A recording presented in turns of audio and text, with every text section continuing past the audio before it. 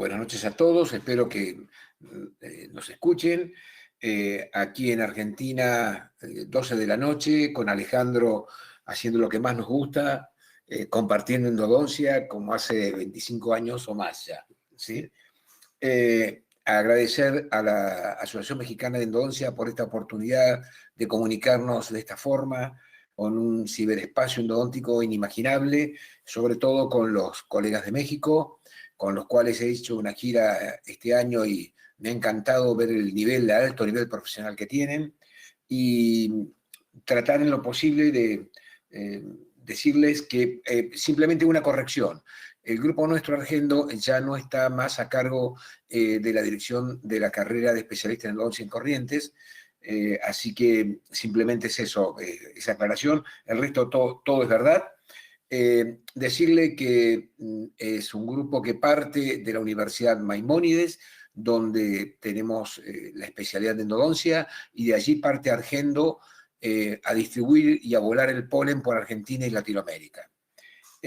Somos fundamentalmente clínicos, hacemos clínica todos los días, vivimos de eso, y la intención de esta conferencia es brindarles nuestra visión, nuestra concepción de la endodoncia mecanizada, desde la clínica y desde lo más al sur de Latinoamérica, donde las cosas son realmente difíciles, realmente complicadas, y fundamentalmente compartir con ustedes algunos tips clínicos que espero que les sean de utilidad. Buenas noches, es un placer estar con nuestros hermanos de México a través de esta ventana que nos abre la Asociación Mexicana de Endodoncia. A través de ella también vamos a intentar compartir conocimientos con la intención de que estos crezcan, se multipliquen y podamos llegar con la mejor endodoncia a la mayor cantidad posible de pacientes. Carlos recién hacía alusión a nuestra condición eminentemente de clínicos. Y en verdad, en estos más de 25 años de docencia de posgrado, el paciente ha jugado un rol central. Ha sido el gran protagonista en toda la formación de posgrado. Así que tenemos un respeto, un cuidado especial por él. Y bueno, esperamos compartir, como Carlos les decía, los tips clínicos que les sean de gran apoyo para la práctica diaria. Y un agradecimiento especial a Hugo Trujillo, que siempre está pendiente de qué podemos hacer juntos, un entusiasta increíble, y al doctor Alejandro Espinosa como presidente. Voy a estar en México en marzo del año que viene, haciendo alguna actividad en algunos posgrados y en algunos congresos, así que me va a encantar verlos y compartir con ellos. Bueno, vamos a comenzar con una introducción, y dado que fundamentalmente nuestra conferencia está orientada hacia los metales, el diseño y la cinemática de los instrumentos en endodoncia, vamos a explayarnos un poquitito por los botones que están a la izquierda para, en la segunda parte del conducto, ir sí a la lucha frontal, ¿sí? A la lucha frontal que se nos ocurrió en homenaje a todos los luchadores, a los técnicos y a los sucios de México, y ese culto increíble por ese deporte tan popular y ancestral que tienen, y la lucha de las máscaras, que nos pareció espectacular la idea de compararlo con lo que pasa dentro del conducto. Así que bueno, vamos a comenzar. Quiero compartir con ustedes esta radiografía, que es una maravilla poderla tener, porque en 3 molares está la historia de los últimos años de la endodoncia. En el año 1972, la típica endodoncia momificante.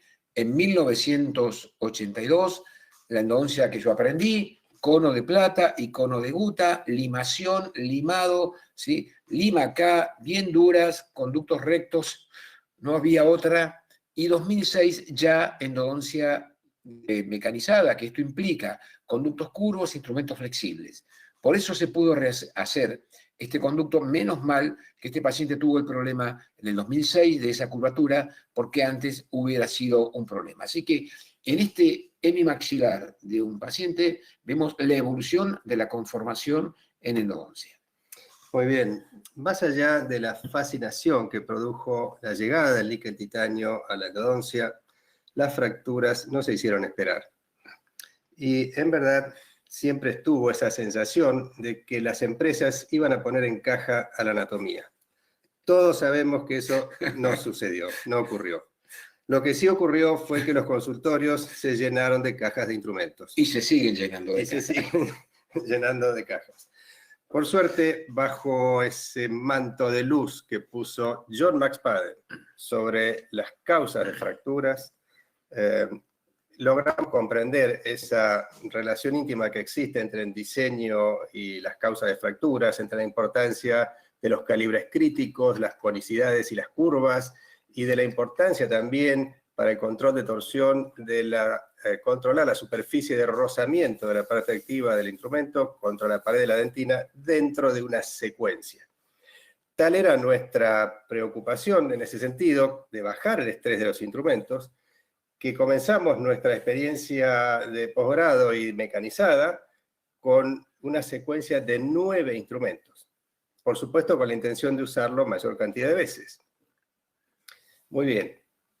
Esto continuó con una publicación en el libro de Mario Renato Leonardo y también en Canal Abierto, que nos dio su espacio, siempre muy bien. Y teníamos un esponjero en el cual existían conicidades 2, 4, 6, y con eso jugábamos tratando de fortalecer el criterio clínico sobre el uso de instrumentos. 11 instrumentos, fíjense. Ese es el esponjero que utilizábamos, y ya hay, seguro, está todo el equipo docente, pues estoy tomando asistencia, todo Argendo está prendido.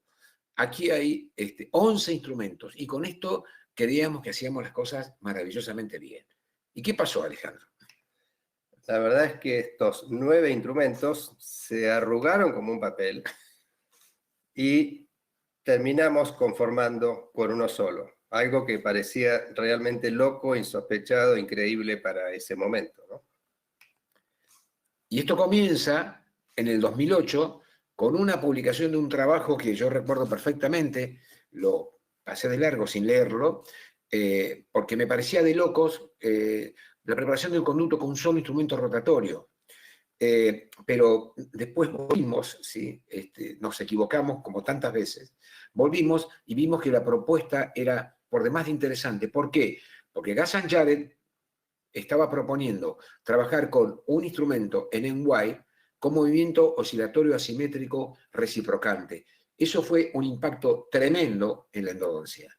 Además, las empresas acompañaban esto con ya una exageración, una hipertrofia de que esto sea absolutamente descartable y que no había que hacer ningún acceso cervical, ningún glide pad y el concepto de lima única, que con un solo instrumento íbamos a poder hacer toda la endodoncia.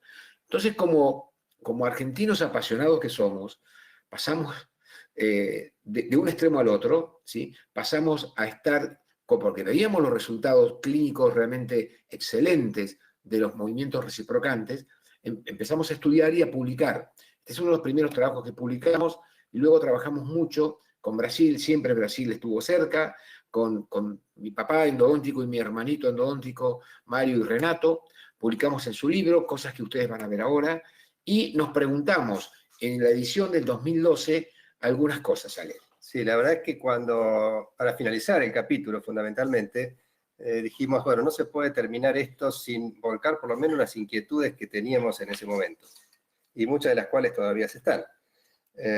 Por ejemplo, ¿cómo será su capacidad de escombro?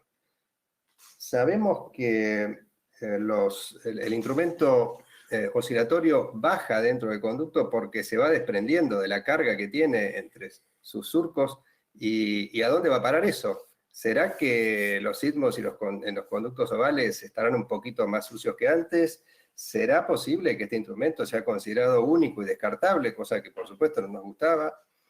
¿Cómo podremos incorporar esto en los protocolos actuales? Y algo que sí está en boga hoy, los ángulos de oscilación. ¿Será que deberemos oscilar siempre igual según la condición clínica y el sector diferente del conducto? Y por supuesto, señores, una cosa más, ahora entra a jugar la proporción de fases metalográficas, que no es un detalle menor, como ya lo vamos a abordar un poquito más adelante. Fíjate, Alejandro, que lo que nos preguntamos en el 2012 son las preguntas de hoy. Sí, totalmente. Muchas preguntas que estamos buscando respuestas, o hay diferentes respuestas a estas preguntas. ¿Sí? También hemos tenido la oportunidad de participar en un libro maravilloso, Movimiento Reciprocante, dirigido por Gustavo de Deus y su maravilloso equipo, y nos dieron la tremenda tarea de escribir el capítulo 2 sobre evolución de instrumentos endodónticos de las limas manuales a las reciprocantes.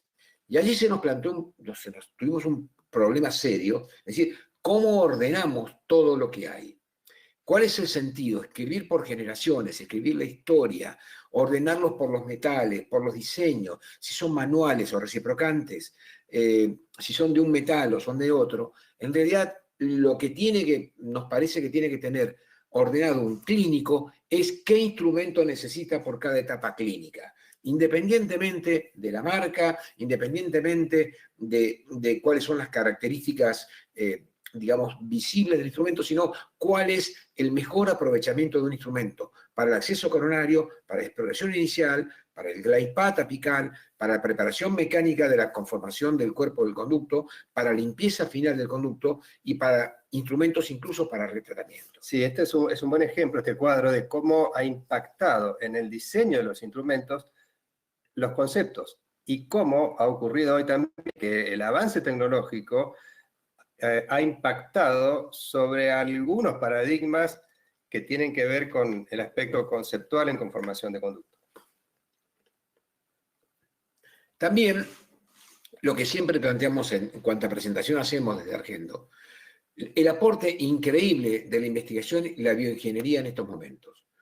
La investigación que realmente nos da cada vez más luz y más claridad de por qué pasan las cosas y cómo hacer las cosas mejor. Y la bioingeniería, con los nuevos recursos tecnológicos, realmente son todos los días una sorpresa. Esto nos llevó a cambiar radicalmente los protocolos clínicos, fundamentalmente a optimizarlos. Y todos aquellos que estamos en la docencia, a preguntarnos y repreguntarnos qué es lo que tenemos que enseñar hoy y sobre todo cómo lo tenemos que enseñar hoy. Tanto en el grado como en el posgrado. ¿Cómo en posgrado? ¿Qué le enseñamos a un odontólogo en el grado de endodoncia hoy? ¿La historia de la endodoncia o la endodoncia contemporánea con fundamentos científicos? Esto nos lleva lamentablemente a un tema con el que vamos a cerrar también, que es una estructura de costos. Cada vez las cosas se encarecen más, cada vez son mejores, sin duda, se encarecen más y cada vez la distancia y la posibilidad del uso masivo de los odontólogos para los pacientes, lo que es en nuestra característica de Latinoamérica, está cada vez más complicado. Sin duda que todo pasa, todo llega y todo cambia, que es este lema que tenemos, menos la anatomía. Siempre pensamos que la anatomía estaba allí, que era eterna, que no iba a tener modificaciones, y sí, cambió la anatomía. ¿Por qué? Cambió la anatomía. ¿Por qué? Porque el año pasado, Marco Berciani y un equipo de excelentes colegas, donde está Bettina, ojalá nos esté escuchando, Bettina en Canadá, en Toronto, editan un libro. ¿Qué tiene que ver un libro de anatomía de la detección permanente en un mundo tecnológico?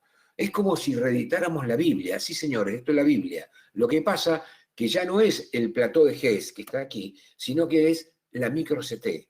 Y esto cambia la forma, el modo de observación de la anatomía, de una anatomía además dinámica que el micro-CT permite además evaluar no solo la anatomía, sino las modificaciones anatómicas que relacionemos con nuestra conformación. En este caso, sí, varios papers dicen que el 35% del área del conducto queda sin instrumentar. Por lo tanto, ecuacionamos siempre, y es nuestra filosofía, decir que endodoncia es una microcirugía con todo lo que eso implica, un problema quirúrgico y un problema infeccioso. Por lo tanto, debe ser tratado como tal. Y como toda maniobra quirúrgica, tiene sus 3 etapas: de diéresis, en este caso de apertura, sobre la derecha de la pantalla, exéresis, limpieza y conformación, y síntesis. Y esto es una idea brillante de Mauro Cardú, que se la tomamos y la reeditamos un poco. Así que, Mauro, un saludo muy grande. El Nobel profesor de la Universidad Adventista de Plata. Así es. Y respecto al abordaje quirúrgico, este señor, John Ingle, mi amiguito de Facebook, que lo encontraba en todos los congresos, realmente es increíble encontrarse con un libro, con una historia viviente de la endodoncia, que fue el que puso orden en la endodoncia. Puso orden con su estandarización, pero lamentablemente ese orden de la estandarización no alcanzó a todo lo que es la nueva tecnología, todo lo que es níquel titanio y los nuevos diseños. Por lo tanto, estamos a merced del destino, de lo que vayan haciendo las empresas, construyendo cada uno como puede la cuestión. Bien, no podemos seguir hablando de abordaje quirúrgico, que por supuesto hace alusión a la conformación de conductos, sin citar a Schilder, ¿sí? Más allá de sus preceptos por todos conocidos de conformación, es importantísimo rescatar el concepto de Schilder en cuanto a conformar para limpiar. Más aún, el concepto de limpieza y conformación simultánea. Eso es realmente un legado más que vigente en la actualidad. Y por supuesto, James Rowan, con su movimiento de fuerza balanceada, nos enseñó a doblar en conductos curvos a mano. ¿Y qué es lo que hizo Rowan? Inactivó la punta de un instrumento y cambió un cuadrado por un triángulo. Así de simple, ¿sí? Y en vez de limar, osciló. Y en vez de limar, osciló. Que ya saben ustedes dónde terminó ese movimiento, ¿no? Bien, por supuesto, el gran protagonista de la conformación mecanizada, John Max Padden. ¿Qué hizo John Max Padden? Puso el diseño de los instrumentos contra la pared de la dentina, señores. Y ahí aprendimos todos la importancia que tiene el diseño clínico, el diseño de un instrumento sobre el desempeño clínico. Realmente es un legado extraordinario lo de Max Padden, más que vigente, por supuesto. El que siempre sonríe, como decimos, Ben Johnson. ¿Por qué sonríe? Porque ha tenido todas las patentes. Ha hecho, sin duda, la transferencia tecnológica a la odontología de la tecnología. O sea, sin Ben Johnson no hubiéramos podido tener la cantidad de instrumentos y de desarrollos que tenemos en este momento en endodoncia. Así que gracias por lo que ha hecho a través de su mundo empresario. Y Ghassan Jared, ¿sí? Que hemos dicho que hemos pasado por alto su primer trabajo y hemos vuelto luego a devorarlo, y fue el que introdujo un impacto realmente importante en los últimos años, que fue la incorporación del movimiento reciprocante en endodoncia. Ahora, si tuviéramos que hacer una referencia a lo que ocurre hoy, lo que ocurre hoy no está en manos de una persona. Lo que ocurre hoy es el desarrollo de la tecnología, que nos invade en todos los aspectos. El desarrollo de la tecnología, ¿con qué? Con los tratamientos térmicos al NITI. Con los tratamientos térmicos al NITI quedan una variedad, ¿sí?, de posibilidades que tienen una incidencia directa en la clínica, como lo vamos a ver, y es un poco el propósito de esta conferencia. Entonces, sí nos gusta cerrar esta parte con decir que endodoncia no hay una endodoncia manual, una endodoncia mecanizada. Hay una suma de recursos, como decimos nosotros, que tiene el nombre de nuestro primer curso. Es una endomix. Es la suma de recursos, en la cual lo manual y lo tecnológico se dan la mano. Muy bien, como dijimos anteriormente, un instrumento es la resultante de estos tres aspectos que vamos a abordar ahora: el metal, el diseño y la cinemática. Vamos a ingresar primero al aspecto metalográfico. Así entonces decimos que un instrumento es la resultante de su diseño, de la cinemática y del metal con el que está hecho. Muy bien, cuando tenemos un instrumento de NITI en las manos, no tenemos que pensar que el instrumento, el metal, es NITI. Es níquel titanio. Y eso implica que es una aleación de metales y que, como todas las aleaciones, tiene dos fases metalográficas. Una de mayor temperatura, llamada austenita, y otra de menor temperatura, llamada martensita. Este juego de proporciones hoy tiene una relevancia muy, muy importante en la clínica. Así entonces, los instrumentos que hemos usado por mucho tiempo han sido preponderantemente de fase austenítica, y esto le confiere la propiedad de ser flexibles, y esto que es, una vez cesada la fuerza que lo curva, regresar a su rectitud, que es la superelasticidad y que es responsable en parte a veces también del transporte de conductos cuando el níquel titanio tiene un espesor importante, una conicidad importante, puede llegar a transportar un conducto por su superelasticidad. Muy bien, si yo quisiera hacer aparecer la fase martensítica, que siempre ha estado ahí como temerosa, sin entrar a jugar el partido, un poco en el banco de suplentes, lo tengo que enfriar. Si yo a un instrumento como el que ustedes están viendo en pantalla, lo enfrío, un instrumento nitinol de nitiviejo, superelástico, austenítico, lo enfrío, aparece en escena la martensita. ¿Y qué propiedades le confiere? Pierde la superelasticidad, lo curvo y sigue curvo. ¿Y cuánto tiempo seguirá curvo? Pues hasta que recupere temperatura y vuelva a su posición original. ¿Qué es lo que han hecho los tratamientos térmicos? Quisieron tener la martensita jugando el partido y entonces la pusieron en situación clínica, la hicieron aparecer a 37 grados. Entonces, en un tratamiento térmico, tenemos estas dos fases que tienen diferentes prestaciones clínicas. Así, un instrumento que tenga mayor proporción de austenita va a tener buena resistencia torsional, no se va a comportar muy bien en flexión, va a tener fuerza de recuperación y, por lo tanto, como dijimos anteriormente, puede también tener capacidad de transportar el conducto. En contrapartida, un instrumento que tenga mayor proporción de fase martensítica va a tener baja resistencia torsional, se va a comportar muy bien en las curvas porque tiene resistencia a la flexión, no va a tener fuerza de recuperación y, por lo tanto, aún transitemos una curva con una conicidad importante, no va a transportar. Si lo trasposamos a situación clínica concreta, un instrumento con mayor contenido de fase martensita se desempeñaría muy bien en las curvas de radio pequeño y dobles curvaturas. Por lo tanto, si yo necesito abrir un conducto, hacer el procedimiento de glide path, abrir camino, elegiría un instrumento que tenga mayor proporción de austenita y lo podría usar en curvas que no sean de un radio muy pequeño. Alejandro, en esta pantalla vemos perfectamente la comunión entre la ingeniería y la clínica. Sí, totalmente. Y que información que no tenemos, que no dice en la caja, cuál es martensita inicial y martensita final. Sí, la verdad que sería muy, muy importante que las firmas comerciales por lo menos hablaran algo sobre o martensita pico o las proporciones de fases que tiene ese instrumento, porque eso es clave en cuanto a la decisión clínica. O sea, ¿en qué momento voy a necesitar un instrumento martensítico y en qué momento un austenítico? Fundamentalmente, ¿cuál sería la ventana térmica del instrumento? Exactamente. Eso realmente es un detalle muy importante y que hoy forma parte de la estrategia de selección de una secuencia. Por eso el termómetro abajo. Exactamente, así es. Bien, mínimamente para no hacer un raconto histórico, sino ver qué nos aporta la historia en este momento. Sin duda que el NITI no lo estaban buscando para hacer endodoncia.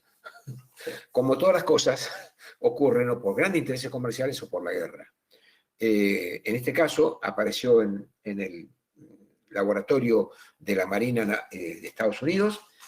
Boehler lo hizo y vamos directamente, lo encontró, lo publicó y a partir de allí los primeros usos del níquel titanio en endodoncia fueron y son la ortodoncia.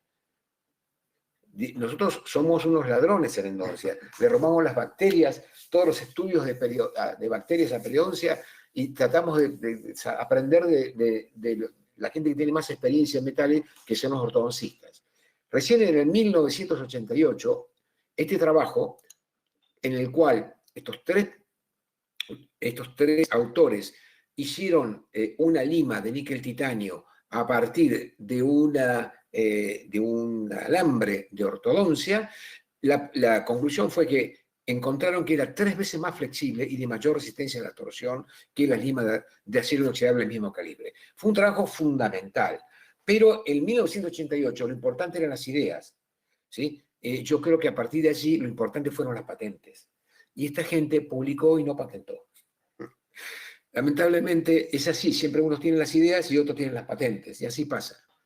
Y en el 1992 toman a luz, salen a luz por primera vez los dos instrumentos en el Congreso, Segundo Congreso Mundial de Endodoncia en París, que aquí me animo a poner mi credencial porque estuve. O sea, yo en ese momento creí que era un Nobel entusiasta de la endodoncia y hoy soy un histórico. Soy parte de la historia del NITI, lo cual me sitúa en una posición de no sé si tengo memoria o Alzheimer, si soy martensítico o austenítico, pero bueno, lo importante es que ahí estuvimos y vimos nacer esto.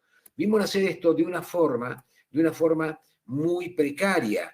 Fíjense, las limas Maxim, fíjense los diseños de los taper, Quantec, 11 instrumentos, Tulsa, el diseño de Ben Johnson con la serie 29, ¿sí? Con la serie Profile, todo de taper 4.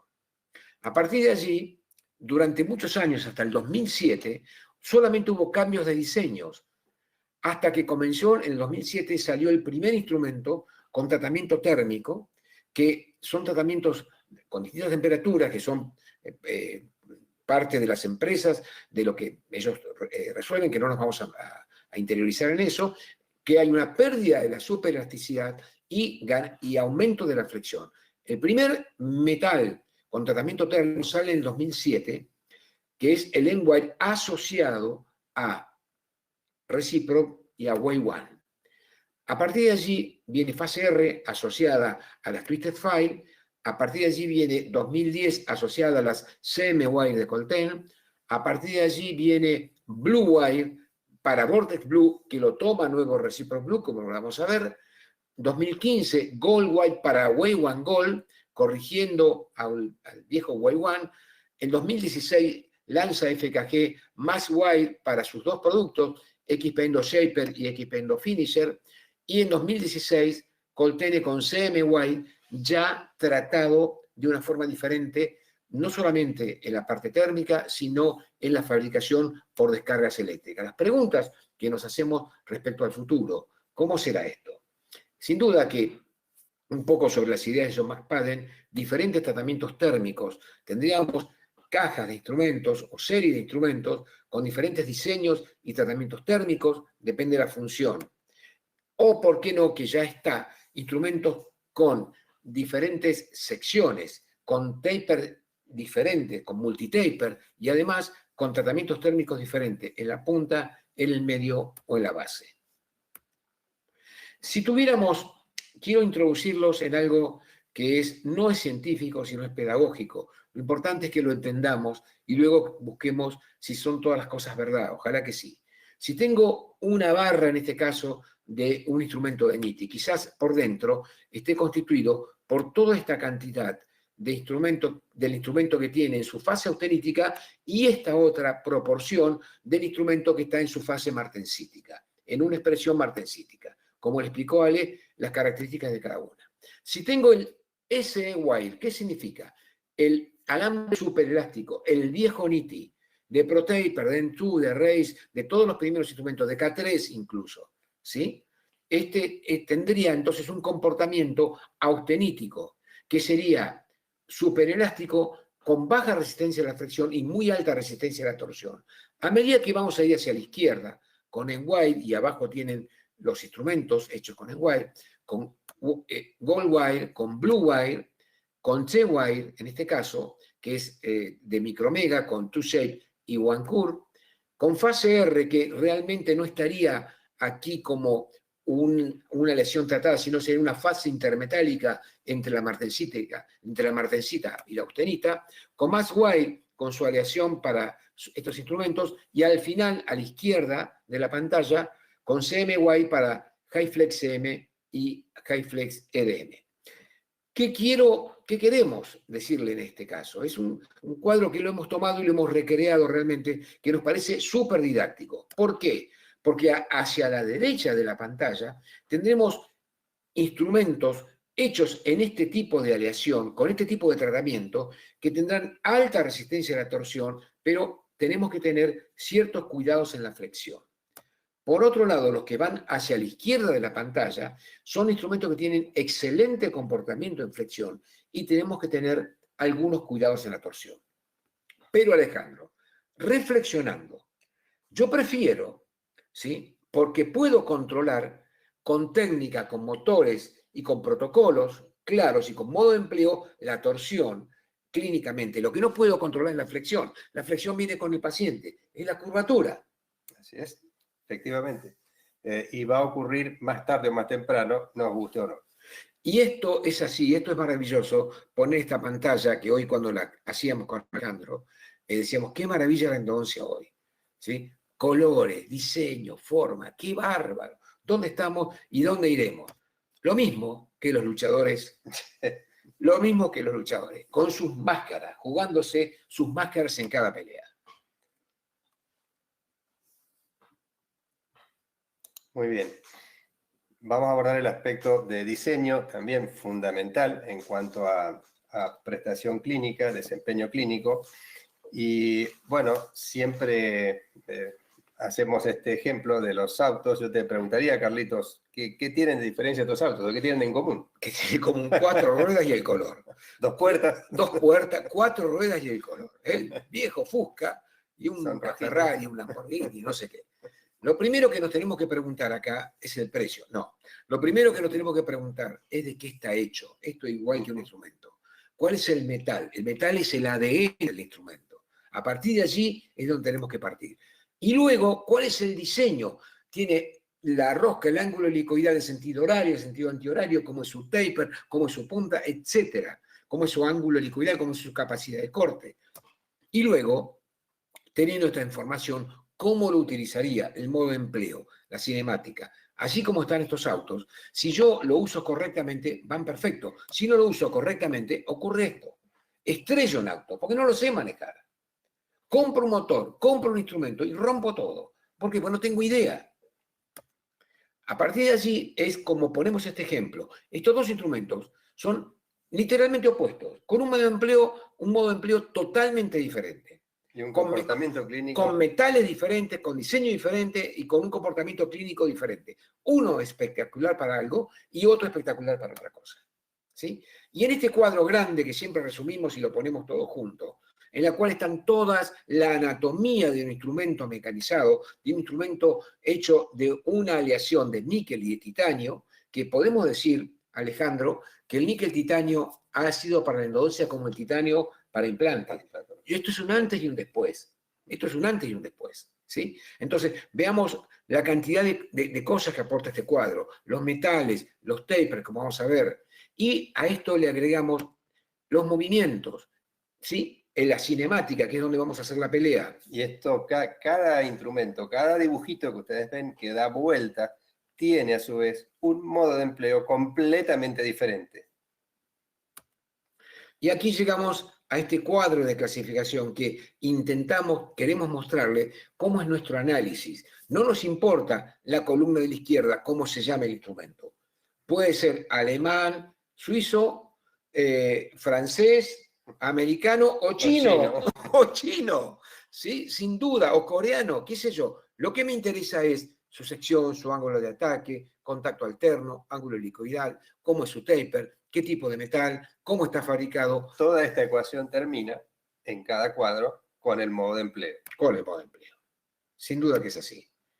Y sí un especial énfasis a los taper, a las conicidades, que siempre hemos trabajado con conicidades fijas, como son la pantalla de la izquierda. Hoy tenemos instrumento multitaper que nos permite manejar situaciones clínicas realmente de una forma muy segura, y tenemos hasta instrumentos expandibles. Sí, como en este caso de un instrumento que al cambiar de fase metalográfica expande un poco su ondulación y permite con un alambre de conicidad 0,1 dejar una impronta en el conducto de conicidad 4. Muy bien.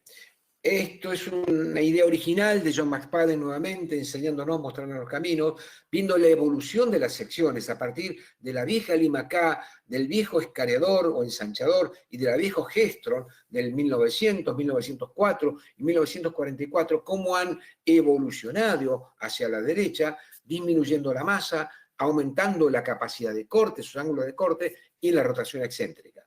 Y lo que les queremos mostrar simplemente ahora en rojo son los instrumentos, los diseños de sección que tienen sección asimétrica. Sección asimétrica. ¿Qué importa? ¿Qué característica tiene la sección simétrica? O sea, como para diferenciar, una sección simétrica es aquella que yo la puedo partir en dos y la puedo despejar.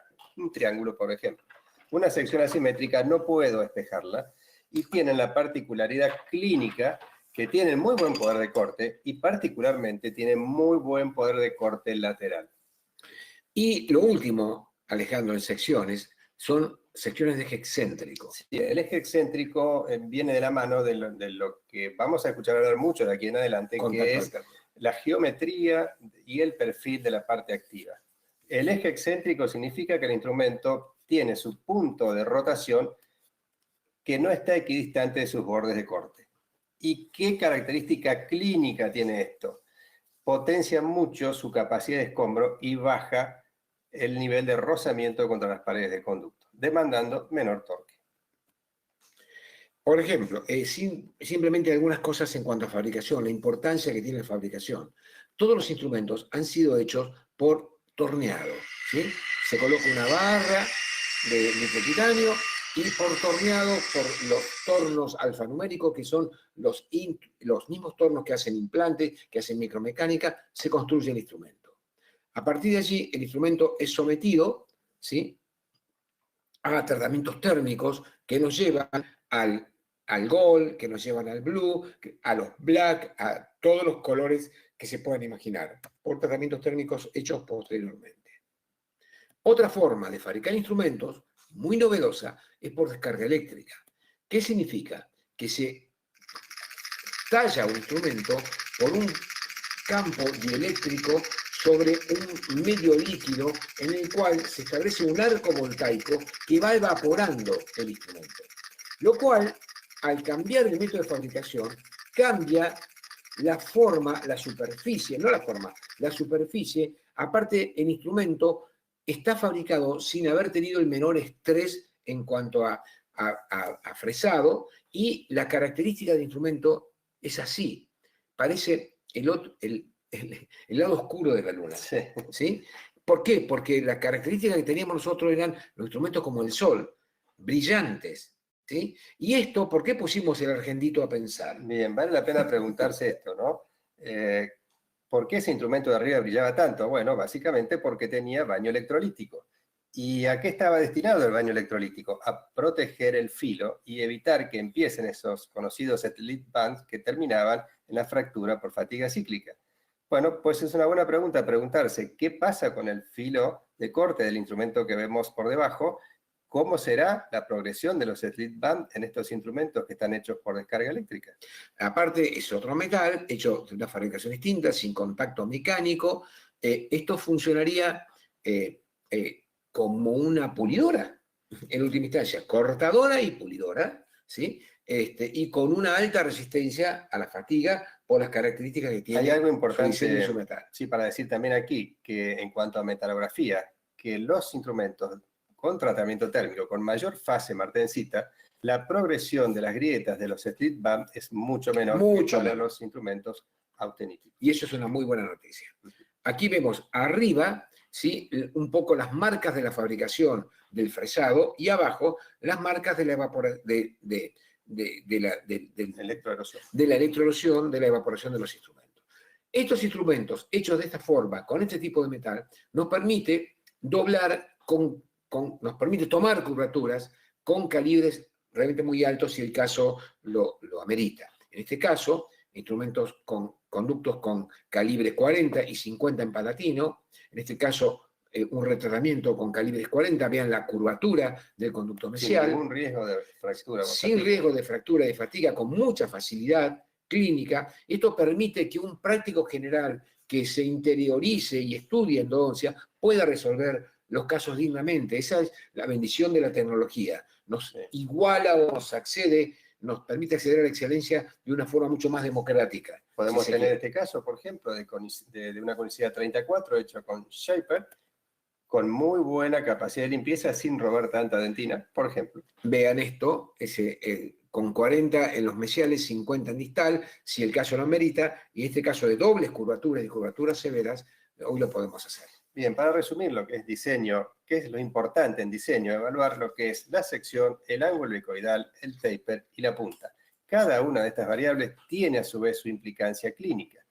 Si yo tengo que clasificar, por ejemplo, un instrumento, tengo que tomar estas variables. Este instrumento, como es X-Pendo Shaper, que es difícil de calificar, yo puedo decir que tiene sección triangular, que su núcleo, su eje de rotación es céntrico, que su perfil es ondulante, el perfil de la parte activa, su conicidad, su taper es expandible, y la punta es la punta VT, Buster Tip inactiva. ¿Cómo está hecho este instrumento? Mucha gente se pregunta. Este instrumento uno decide fijarlo y darle la característica a la onda, someterlo a los tratamientos térmicos, el ciclado térmico. Una vez finalizado, el instrumento queda con esta forma, en fase martensítica, ¿sí? Así saldrá de la caja.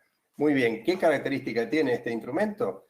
Es que el alambre con el que está confeccionado es conicidad 1, pero al girar, todas estas ondas trabajan en el conducto a manera de ampollas y van tallando y dejando una impronta en el conducto conicidad 4, algo realmente muy, muy loco pensado hace poco tiempo atrás, ¿no?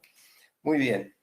¿Qué hace que este instrumento se comporte así ahora que ya sabemos de metales? ¿Sí? Que Carlos ya lo explicó perfectamente antes. Este instrumento cuando sale de la caja es fase martensítica. Yo puedo doblarlo, precurvar la punta sin ningún problema. No tiene fuerza de recuperación. Ahora bien, ya antes de llegar al conducto y en situación clínica, este instrumento cambia de fase y se me corre hacia la derecha de la pantalla y se va a la fase austenítica. ¿Sí? Pues bien, no en un 100%, pero sí en un porcentaje alto. ¿Por qué hace eso? Porque este instrumento es el único del mercado que tiene superelasticidad y memoria de forma en situación clínica. ¿Por qué necesita esto? Para darle potencia a la onda. Si este instrumento no cambiara de fase, por ejemplo, al haber hecho este caso, y al abordar el primer conducto mesial que entraría a este instrumento, saldría del conducto completamente liso, planchado. ¿Sí? Para eso necesita cambiar de fase y darle potencia a la onda, rigidez. Muy bien, vamos a abordar un aspecto muy importante también, que ya lo hemos citado en más de un momento en la conferencia y hace alusión a la cinemática de los instrumentos. Por supuesto, los movimientos mecanizados los podemos clasificar en dos grandes variantes. Lo que hacen los motores, ¿no? ¿Qué variantes tenemos? O rotamos o oscilamos. La rotación puede ser continua o discontinua. La oscilación puede ser vertical o lateral. Esta oscilación lateral, si la oscilación es simétrica o asimétrica, dependerá de los ángulos de oscilación. La oscilación asimétrica es no recíproca, ¿sí? O sea que hoy básicamente estamos en movimiento oscilatorio asimétrico y rotatorio continuo. Muy bien, el modo de empleo. La verdad es que un poco apoyándonos en lo que ocurre en el posgrado, en la especialidad, que se utilizan todos los sistemas. Esto es, ¿sí?, nuestro testamento clínico hoy. Sí, más o menos. Esto es lo que hemos aprendido después de grandes dolores de cabeza y... Bien, un poco cuál era la intención de esto. Poder resumir al menos en 4 movimientos la mayor cantidad de instrumentos posibles. Entonces, si se diera el caso, por ejemplo, un instrumento como M2, como K3, un instrumento de sección asimétrica que tiene muy buen corte lateral, podemos utilizar el movimiento de brushing o cepillado, ¿sí? Un momento. Entonces, ese movimiento de brushing o de cepillado implica que el instrumento tiene que estar suelto en el conducto y yo, una vez que el instrumento está suelto, puedo hacer movimiento in-out y cada vez que salgo, presiono lateralmente, ¿sí? Muy bien, ¿qué otro movimiento por todos conocidos? Pecking motion, famoso picoteo, característico de los instrumentos de oscilación asimétrica, como nos gusta llamarlos. El procedimiento sería inserción, presión apical, aguantar el corte como hacemos con fuerza balanceada y retiro.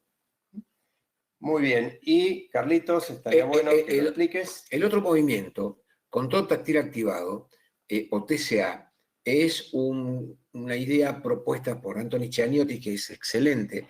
Fíjense que los dos videos que están hacia la derecha están hechos con instrumentos, está en ese modo de empleo para instrumentos que tienen un metal en una expresión austenítica, francamente.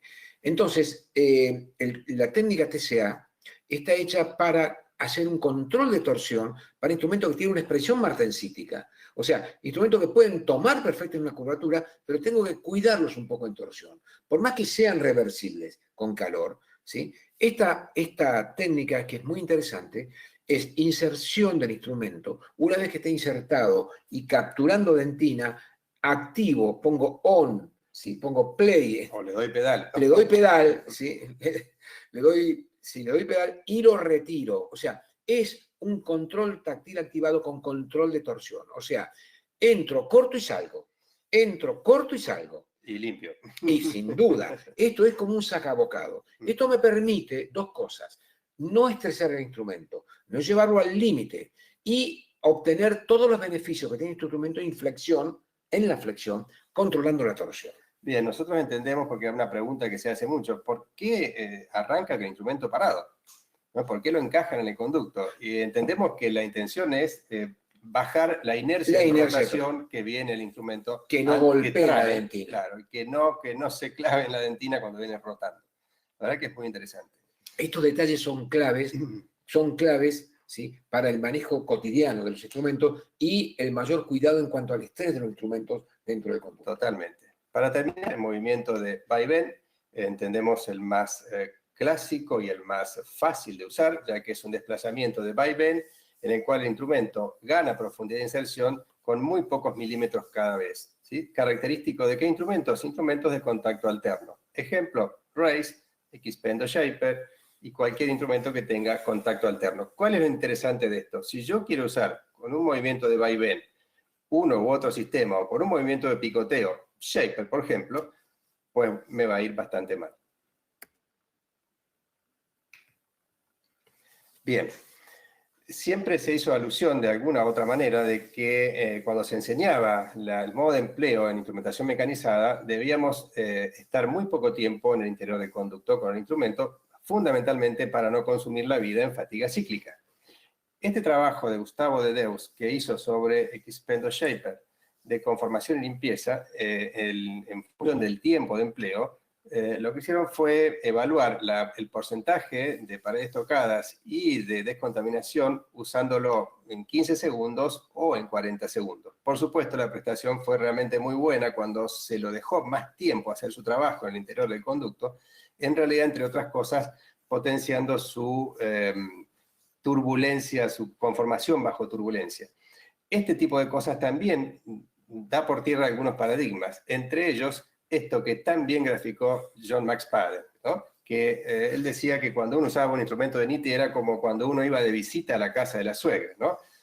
O sea, no se quede mucho tiempo, no presione, haga lo que tenga que hacer y se va. Muy bien.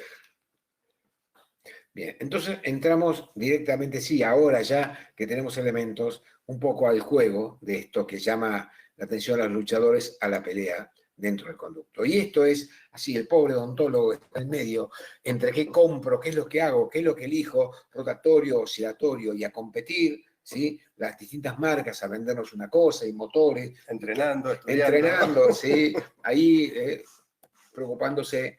Y entonces sí, introducirlos directamente en lo que nos preocupa notablemente, que es la grieta. La grieta nos preocupa enormemente en la endodoncia, quizás en la odontología y también, ¿por qué no, en Latinoamérica? Conceptos divididos, conceptos escindidos, que no tienen la posibilidad de trabajar en conjunto y que se confrontan. Entonces, vamos a introducirnos entonces en la confrontación en la lucha de los reciprocantes y los rotatorios en el conducto.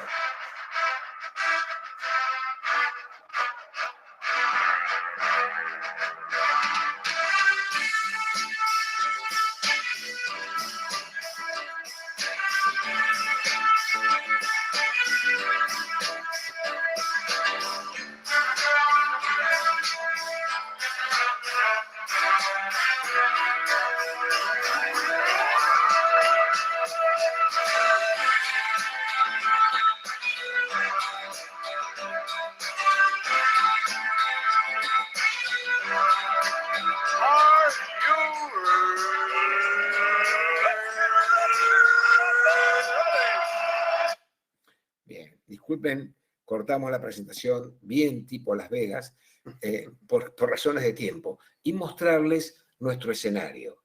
¿Cuál es nuestro escenario? Nuestro ringside. El ringside. ¿Quién estableció este escenario? En principio Dios, sin duda, Sí. pero fue Marco Bresciani el que nos lo mostró de forma increíble, ¿sí? Con las micro CT, y este es nuestro terreno de juego. Y aquí es donde tenemos que resolver situaciones sin confrontar. Un poquito más complejo que el ring, ¿no? Más estrecho. Acá tenemos, no nos podemos escapar. Tenemos que pelear o pelear. No hay cuadrilátero. Y esto sería los 10 rounds que ojalá algún día lo podamos mostrar a todos los rounds, ¿sí? Todos los rounds en la cual pasamos por conformación, lima única, fractura. Tal vez sea una deuda que tenemos para México ir y hacerlo alguna vez. Sí, los 10 rounds. Sin duda, sí. Vamos a elegir 3 en este caso. Vamos a empezar por las fracturas o la separación de los instrumentos, ¿sí? Y ahí estamos. Entonces, en el tercer round se juega, ¿sí? En el tercer round se juega... Muy bien. Las fracturas. Y ahí están peleando en el cuadrilátero. ¿Por qué hablamos de fallas mecánicas? En realidad tiene que ver, por supuesto, con esa intención que tenemos de dilatar un espacio complicado, como dijimos hoy, con instrumentos que no siempre pueden cumplir ese objetivo sin salir indemnes, ¿no? ¿Qué es conformación? Es la remodelación del conducto que nos permita su descontaminación y blindaje, pero no a cualquier precio, manteniendo su integridad anatómica. Y por supuesto que la integridad del instrumento también. Sin fracturas y sin deformaciones. Exactamente, así es. Muy bien. Las fallas mecánicas las podemos genéricamente clasificar en clínicas y metalográficas. Las clínicas sí las podemos controlar muy bien, ya son pautas creo que por todos conocidas. Y las causas metalográficas sí tienen, por supuesto, un rol protagónico, el juego de proporción de fases, como ya vimos hace muy poquito. Las dos causas de fallas metalográficas son la flexión y la torsión. Fractura por flexión, fractura por torsión. En esta línea del tiempo que también explicó Carlos al principio, la verdad que es un resumen, una síntesis muy, muy bien lograda. Podemos resumir lo siguiente. Los primeros 30 años de níquel titanio, la escena estuvo dominada por el movimiento rotatorio continuo y la fase austenítica en situación clínica. O sea que el cinturón de boxeo la tenía. Sí, completamente. No tenía rivales. No tenía rivales. Ahí está. Ganaba todas las peleas. Todo. Bien. ¿Qué aprendimos con esto? Que en realidad, por esta consecuencia, ustedes ya ahora pueden dilucidarlo perfectamente bien, las causas de fractura eran predominantemente por fatiga cíclica. Ahora, ¿qué fue lo que ocurrió y que realmente nos trajo tantas malas experiencias estos años? Las fracturas estuvieron a la orden del día, por fatiga cíclica, como acabamos de ver.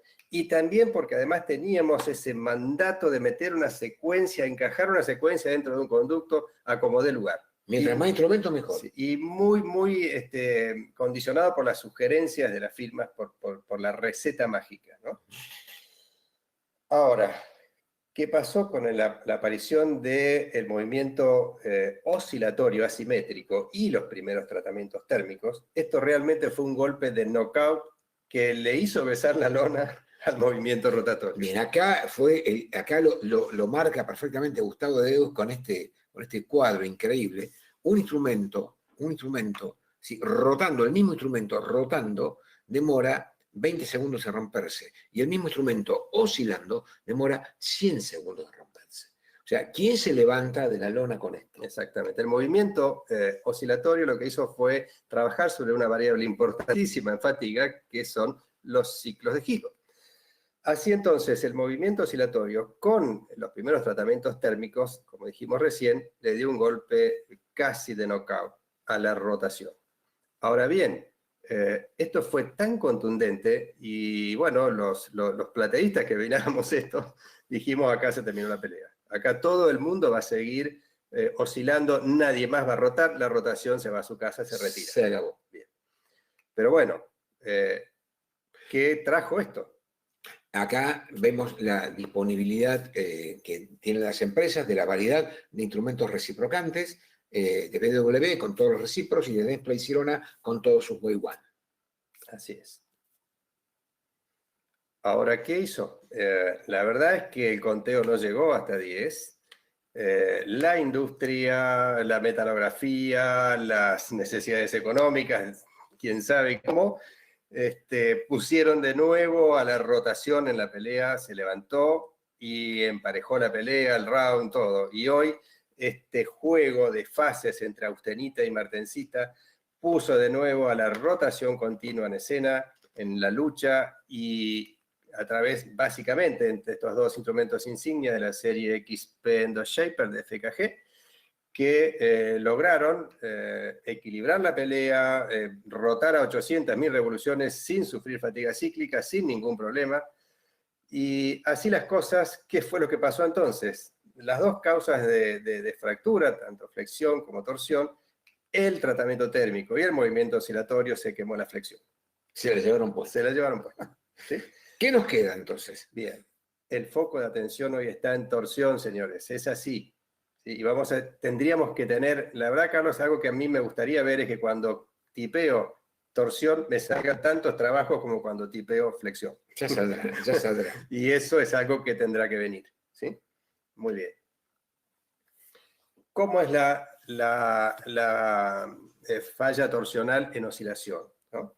Hay algo a considerar. Un instrumento que oscila tiene una torsión bidireccional, o sea, cuando va hacia un lado y cuando regresa, ¿sí? Y eso hace y produce lo que bien podríamos denominar fatiga cíclica torsional. O sea, el instrumento sufre torsión de ida y de vuelta. Es bidireccional. Bidireccional. ¿Estamos? Vamos a ejemplificarlo con un videito que lo pueden ver sobre qué pasa con un instrumento, por ejemplo, de característica Blue, tratamiento térmico, cuando la punta se fija y el instrumento sigue oscilando, va y viene y empieza esa fatiga cíclica torsional que termina superando su límite elástico, se fatiga definitivamente y el instrumento se separa. ¿Sí? Eso es lo que podemos ejemplificar como fatiga cíclica bidireccional. Y que tiene una implicancia sobre los ángulos de oscilación a medida que uno va utilizando el instrumento. O sea que a medida que vamos cargando tiempo de uso del instrumento, los ángulos tal vez seteados por los motores quizás no sean tan seguros. ¿Sí? Entonces, creo que amerita que nos pongamos a estudiar un poco los ángulos de oscilación sobre el límite elástico y la verdad es que cada instrumento debe tener su propio ángulo de oscilación. No se puede utilizar un motor seteado fijo para todos los instrumentos de movimiento oscilatorio, ya sea por su diferente calibre, conicidad y fundamentalmente diferentes metales. Concretamente, esto es de la clase de motores, donde tenemos los motores integrados rotatorio oscilatorio. Estos motores, en este caso, que venía con un upgrade, con un lugar, un puerto USB para upgrade, esto que es un mini iPad que se supone que debe poder actualizarse, tiene software cerrado, fijos. Entonces, estos son sugerencias de los fabricantes, perfecto. Entonces, estos vienen seteados originalmente para recipro y para Way One. ¿Qué ocurre? El límite elástico de estos instrumentos varía si yo cambio el metal. Recipro cambió el blue, Way One cambió al gold. Y los ángulos siguieron siendo lo mismo. Lo cual es más complejo todavía cuando además de los metales se cambian los diseños. Estos son instrumentos para conformación total del cuerpo del conducto, estos son instrumentos para el iPad. Ahí y seguimos con los mismos ángulos.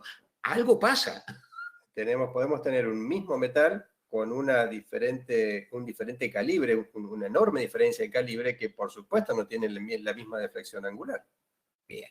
Entonces, la preocupación es decir, la odontología, la endodoncia, tiene que saltar esto, ser un poco más libre y tener la posibilidad, como lo permiten ahora, motores absolutamente programables, ¿sí? Que puedo programar velocidad, torque y ángulo de oscilación para encontrar el punto de equilibrio justo para cada instrumento en su límite elástico. Sí, yo creo que podríamos hacer un pedido, ¿no? A ver si dejamos de fabricar instrumentos con rosca izquierda y rosca derecha. Y ya está. Y sentido horario, antihorario. Ya hay motores abiertos, ya está. Ya pasamos los 18 años. Bien, ya está. Muy bien, ¿qué pasa en rotación? La torsión en rotación. Hay una tendencia que es muy fuerte y que es al diseño de instrumentos con contacto alterno. Porque ¿qué es lo que pasa, Carlos? Un instrumento que rote en forma continua y que tenga mayor proporción de fase austenítica, fase martensítica, necesita, como el aire para sobrevivir dentro del conducto, el contacto alterno. Seguro. ¿Sí? Entonces, ¿cuál fue el pionero en este diseño? Sin duda, el ángulo ecuador alterno de Rice, ¿sí? que buscó contacto alterno.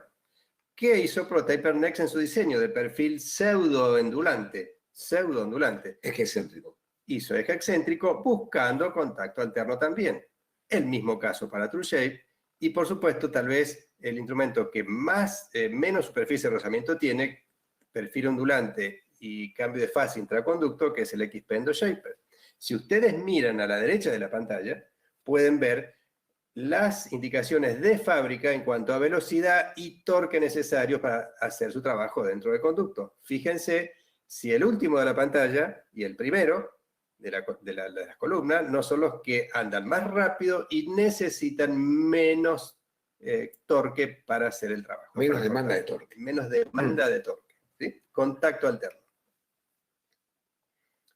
Pueden estar viendo un videito de un caso clínico de un incisivo, que están viendo la radiografía previa, de Xpendo Shaper funcionando a 800.000 revoluciones, y cómo el motorcito que está indicando la demanda de torque que está seteado en 1, ni siquiera se mueve las barritas. Y por supuesto, indicado en flechas, díganme si eso donde están marcadas las flechas no es contacto alterno. Estamos viendo perfectamente dónde cargó dentina y dónde no, dónde tocó el conducto y dónde no. Eso le permite andar más rápido. Conclusiones. Fallo de la pelea en este round. ¿Quién gana este round? Empate, claramente. Empate. La fatiga flexural, Carlos, ya creo que pasó de segundo. Gracias a Dios. Dejó de ser un problema. La tecnología nos resolvió el problema de la curvatura. El estrés de torsión, por supuesto, mucho mayor atención. Hay mucho que aprender todavía sobre esto. El glide path siempre no se discute. El concepto de free tip es realmente un concepto brillante para proteger la punta de un instrumento y que tiene una implicancia clínica muy importante en el control de torsión. En rotación, la tendencia es ir al contacto alterno. En oscilación, nuevos seteos de ángulos. Sí, de acuerdo al instrumento que tengamos en la mano. Y con respecto al juego de proporción de fases, nos quedamos con austenita para conductos contrictos. Y martensita para conductos curvos. Totalmente. Muy bien. ¿Qué otro round vamos, Ale? ¿Vamos a glide path? Glide path. Pequeño round. Más que vigente, ¿no? Vamos, glide path. Ahí va.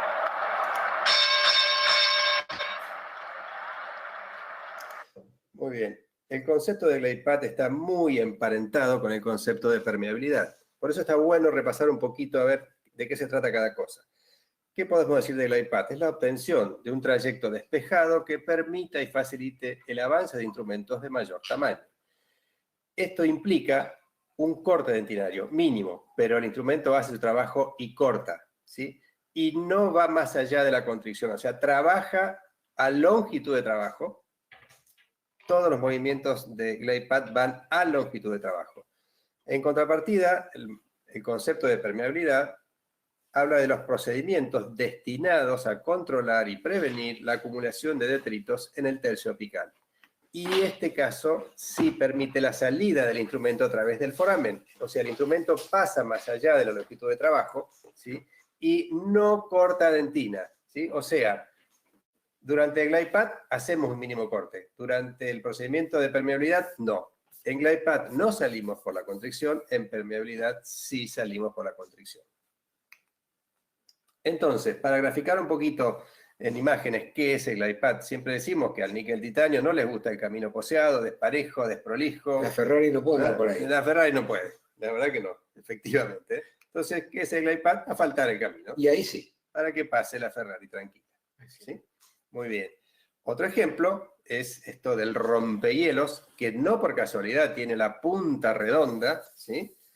y está ejemplificado en un rompehielos que va abriendo camino para que el carguero que viene un poquito más atrás venga más tranquilito en un espacio que ya abrió primero el rompehielos, ¿sí?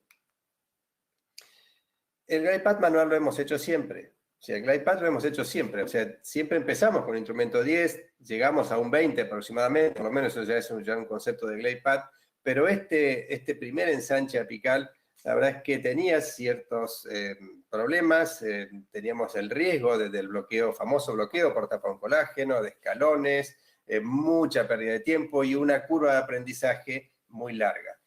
Así fue que la publicación de Castellucci, Cantatore, Beruti, hicieron una publicación sobre las PAD-5, en la cual utilizando los alumnos sin ninguna experiencia, lograban tener una performance realmente muy buena haciendo glide path con instrumentos mecanizados. Por supuesto, ¿qué ocurrió después? Todas las empresas largaron su instrumento de glide path, su secuencia de glide path, todos en instrumentación rotatoria. Bien, a partir de aquí, bien, eso es tuyo. Sí. Entonces, solo para graficar lo que es el concepto del iPad, vamos a mostrar lo que hacemos habitualmente en la clínica, en los cursos, es una permeabilidad previa con lima 10 hasta que esté suelta y luego con un instrumento de conicidad baja, un 22, con ángulo helicoidal alterno y con punta redonda, y siempre bajo el efecto de la glicerina y glicerol como lubricante, que reduce mucho la fricción por su viscosidad, que si la podemos medir en pascales por segundo es de 1.2, realmente muy bien. Para esto reduce mucho la fricción, y siempre que ustedes tengan una lima de 10 suelta a longitud de trabajo, suelta el instrumento 22 con esta característica de diseño, va a bajar 100% de las veces. Esto nos hizo esperar. Las empresas lanzaron sus instrumentos de glide path con movimiento reciprocante. En este caso, Reciproc lanza R-Pilot, que tiene estas características de M-Wire, con un taper constante, punta baja, y Dentsply Sirona lanza Wave One Gold Glider, que es el que iría antes de la Wave One, que está hecho en metal gold y sigue teniendo la misma característica en cuanto a sección del paralelogramo de la Wave One Gold Glider. Por lo tanto, la oferta hoy en glide path es esta y muchísimo más. Sí, no entraría en una pantalla. O sea, queremos graficar con esto la preocupación o la preponderancia que hay en este momento de este paso importante en el protocolo, que es el glide path apical. ¿Y cuál sería el fallo de la pelea? Este es un fallo de la pelea de boxeo real, real. Sí. ¿Cuál sería la conclusión entonces en glide path? Predominio de fases, ¿eh? ¿Qué preferían ustedes para hacer glide path? ¿Qué preferís, Carlitos? ¿Sí? A ustedes. Sin duda. O menos mayor proporción. Ese instrumento va a sufrir torsión, va a abrir camino, necesita cierto grado de rigidez, y solo la condición sería, si está en austenita, que tenga una conicidad baja. Y anoréxico. Anoréxico. Delgadito. Delgadito. En oscilación... hay que ver los ángulos. No podemos seguir con esto, con los mismos ángulos de Reciproc o de Wave One Gold, porque no tiene nada que ver el instrumento. Definitivamente no. Pero bueno, eso es una deuda, una asignatura pendiente que tienen las empresas con nosotros. La lubricación, 100% de las veces, siempre, por supuesto. La cinemática, o sea, modo de empleo, tranquilo, despacio, con ansiolíticos. Dejar ir el instrumento. Dejarlo ir. Como dice Clifford Ruddle, aceptar pasivamente lo que el conductor nos ofrece. Primero. Y, por supuesto, la permeabilidad previa es una condición indispensable. Siempre. Muy bien. Entonces, esto en cuanto a glide path. Vamos al último, que solamente queremos hacer un mínimo comentario respecto a costos. Respecto a costos, ocurre lo siguiente, en este round, el último round. Entonces, ¿por qué lo ponemos en el último round? Porque es donde se define la pelea, donde se decide si esto lo voy a poder utilizar o no lo voy a poder utilizar. Y acá ocurre algo increíble. Ambos boxeadores, ¿sí?, entran en una profunda depresión porque sus entrenadores tiran la toalla. Y hay en el centro del ring un agujero impresionante donde se lleva todo, absolutamente todo.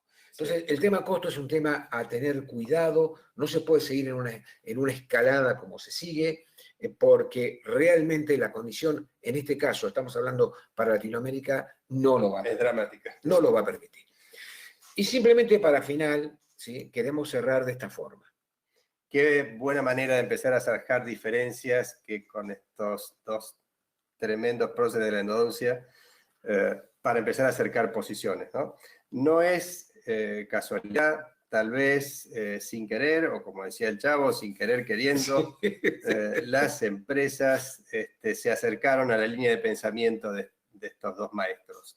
Por un lado, el movimiento envolvente de Schilder a la derecha. A la derecha, y por otro lado, el movimiento reciprocante y la asociación con fuerza balanceada de Rowan. Y también empezar a pensar que podemos ser libres.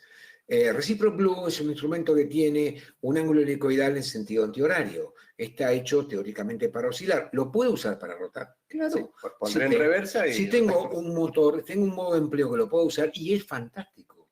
O sea, el instrumento viene con una propuesta, yo lo puedo utilizar.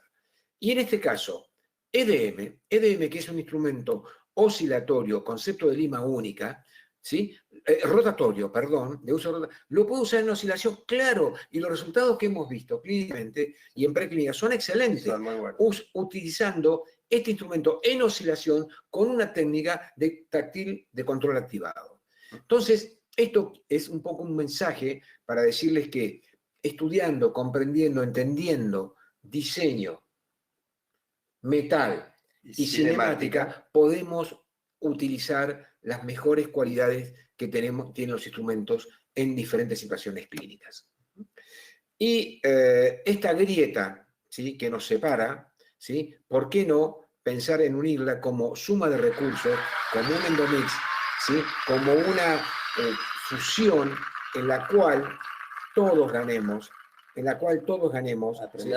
aprendamos, ¿sí? Y fundamentalmente el mensaje es: arriba la endodoncia en Latinoamérica, ¿sí? Arriba salvar los dientes, como la campaña de Liliana Artaza, y de acá le queremos decir adiós simplemente presentando el video de nuestro hermoso equipo de Sargento, que deben estar todos. Gracias por su tiempo, será hasta la próxima.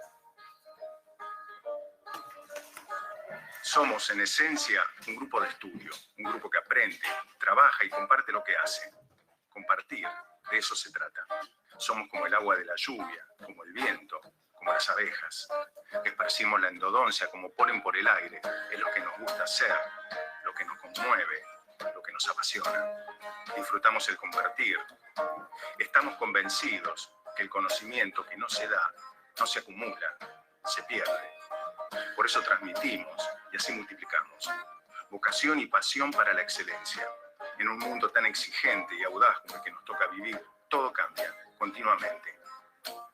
Lo único que se mantiene constante es el propio cambio. Y ahí estamos nosotros, listos para cambiar. Entregamos lo mejor de nosotros para los colegas y para los pacientes. Excelencia y pasión, en todos los niveles y en todos los rincones. Mostramos lo que hacemos, soñamos, valoramos, respetamos, convivimos, discutimos, nos reímos, nos comprometemos, creemos, creamos, ayudamos, apoyamos, crecemos, hacemos, sumamos, multiplicamos, aprendemos, comunicamos, trabajamos y nos esforzamos, evolucionamos, renovamos y volvemos a soñar.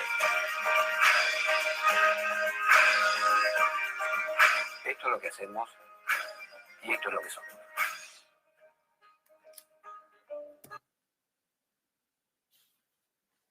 Muy bien, quedamos a disposición de las preguntas que pueden hacer los distintos participantes.